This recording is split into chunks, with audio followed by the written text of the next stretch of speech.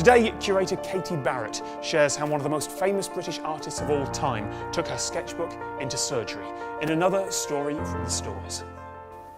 Why would a famous artist be sat in an operating theatre sketching?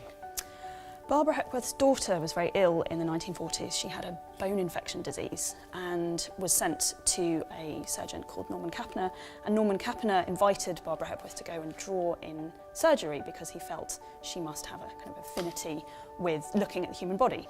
And this sketchbook comes from a series of operations that she saw at the London clinic that were to do with an operation called fenestration of the ear. And can we see sketches of that? Absolutely, we can. This is amazing because it's the only surviving sketchbook from all of the observations that Hepworth did. Some of them are very simple. You can just see the head of the surgeon here. He's looking through the equipment.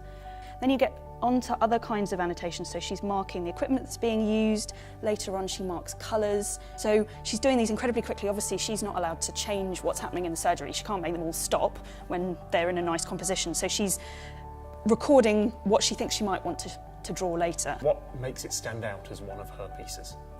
Okay. So it's interesting. Actually, this period of work is very unusual in Barbara Hepworth's work as a whole because she didn't tend to do figure studies.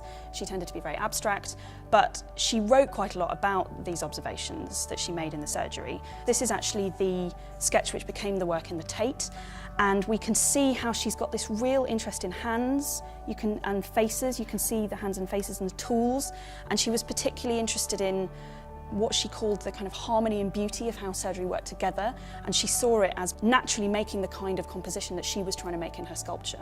And also the process of doing an operation like this, so fenestration actually involves hammering a bit of bone out of the skull, uses a hammer and chisel, which are the kind of tools she of course was using in sculpture, so she was particularly interested in those kind of parities between surgery and art.